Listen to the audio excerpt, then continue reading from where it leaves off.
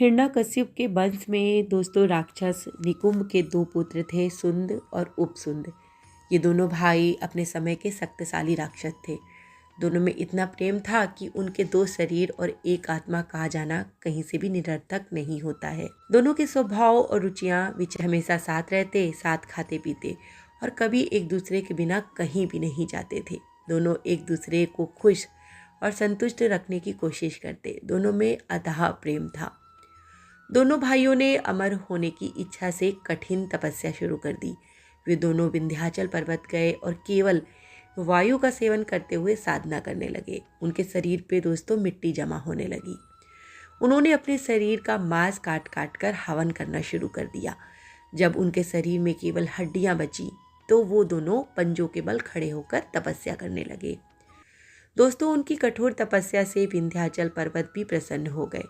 देवताओं ने कई बाधाएं डालने की कोशिश की, लेकिन कोई भी प्रलोभन, कोई भी भय, कोई भी छल उनकी तपस्या को रोक नहीं सका।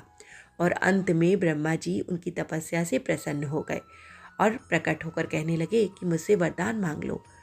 ब्रह्मा जी ने जब उनसे वरदान मांगने को कहा तो उन्होंने कहा, हे ब्रह्मदेव, हमें मायावी शक्तियाँ प्राप्त हों, हम सभी शास्त्रों के ज्ञाता बने और अमर हो जाएं। ब्रह्मा जी ने कहा कि मैं तुमको सारे वरदान दे सकता हूँ, लेकिन अमरत्व का वरदान मैं नहीं दे सकता। तब उन्होंने कहा कि अच्छा ठीक है, आप हमें अमरत्व का वरदान मत दीजिए, लेकिन हमें एक वरदान दीजिए कि जब भी हमारी मृत्यु हो तो एक दूसरे के हाथों से हो। ब्रह्मा जी ने कहा, तथास्तु। दोनों भाई वरदान प्राप्त करके राज्य को लौट आए और तीनों लोगों को जीतने का निश्चय किया, क्योंकि दोनों को भरोसा था कि वो दोनों कभी भी एक दूसरे की हत्या नहीं कर सकते। बहुत जल्द दोनों भाइयों ने तीनों लोगों पर विजय प्राप्त कर ली। देवता, यक्ष, गंधर्व, नाग, उन्होंने आदेश दिया कि कोई भी यज्ञ, पूजा, वेदों का अध्ययन नहीं करेगा। जहाँ ये सब होगा उस नगर को जला दिया जाएगा। मुनियों को ढूंढ ढूंढ कर मार डालो।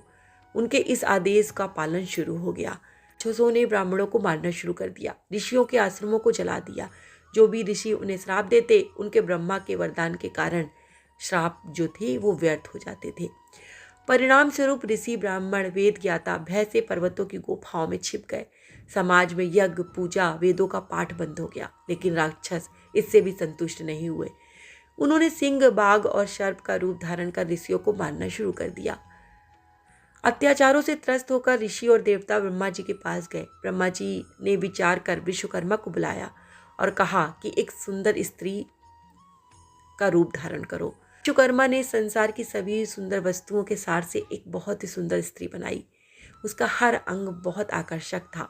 ब्रह्मा जी ने उसे नाम दिया तिलोत्तमा। जब तिलोत्तमा ने ब्रह्मा जी से आदेश पूछा तो उन्होंने कहा, तुम सुंद और उपसुंद को आपस में लड़ाकर उनका विनाश कर दो।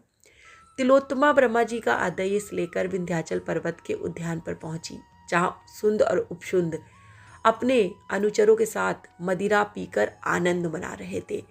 तिलोत्तमा को देखते ही दोस्तों दोनों भाइयों को उसकी ओर आकर्षण हो गया। दोनों ने एक साथ तिलोत्तमा से अपनी पत्नी बनने की प्रार्थना की। तिलोत्तमा ने मुस्कुराते हुए कहा, पहले तुम तय करो कि मैं किसकी पत्नी बनूंगी। तिलोत्तमा के रूप और कामदेव के प्रभाव से दोनों भाइयों का प्रेम खत्म हो गया।